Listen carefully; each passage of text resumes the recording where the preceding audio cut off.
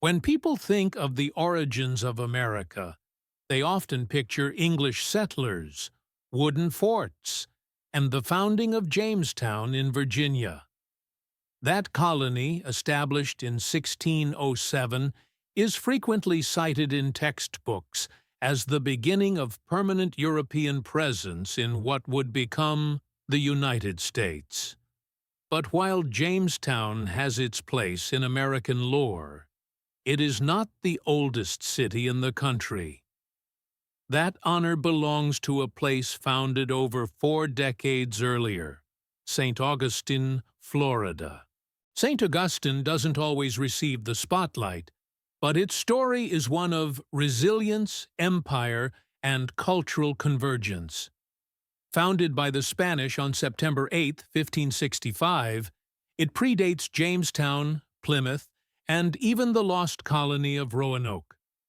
Its founder, Pedro Menéndez de Avilés, was a seasoned Spanish admiral tasked with securing Florida against French incursions and establishing a stronghold for the Spanish crown.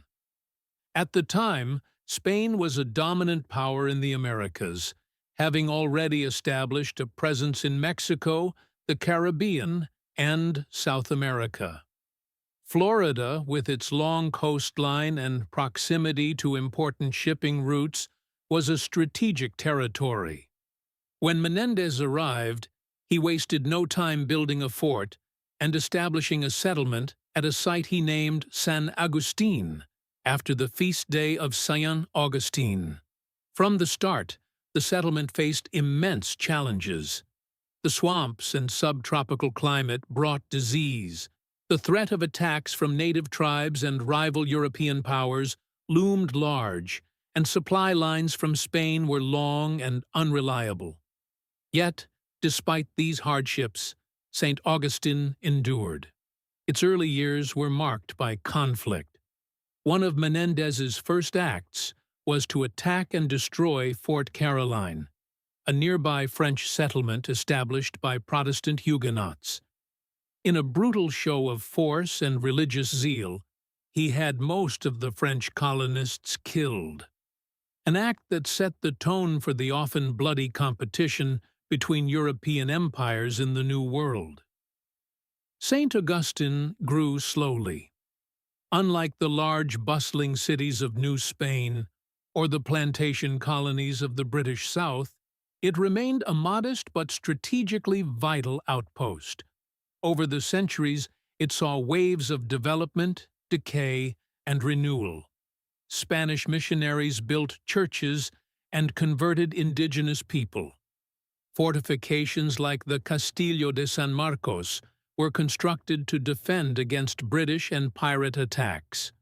The fort, made of coquina stone, still stands today and is one of the oldest masonry forts in the continental United States. By the 1700s, St. Augustine had become the capital of Spanish Florida. Its streets were filled with a mix of Spanish soldiers, African slaves, indigenous allies, and a smattering of settlers. Life was difficult, but the town survived fires, sieges, and political upheaval. In 1763, as part of the Treaty of Paris, Spain ceded Florida to Britain in exchange for Havana, Cuba. St. Augustine, for the first time, was under British rule. During the British period, many Spanish residents left, replaced by British colonists and loyalists fleeing the American Revolution. But British control was short-lived. In 1783, at the end of the Revolution, Florida was returned to Spain. Once again, St. Augustine changed flags and allegiances. Finally, in 1821, Florida became a U.S. territory, and St. Augustine joined the expanding United States. Though no longer a colonial capital, the city retained its old-world charm and rich cultural layers.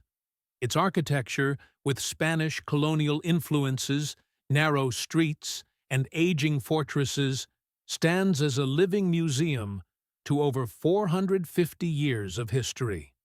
Today, visitors to St. Augustine can walk through its historic district, visit the ancient Castillo, and explore museums that tell the story of its multicultural roots: Spanish, African, Native American, British, and American.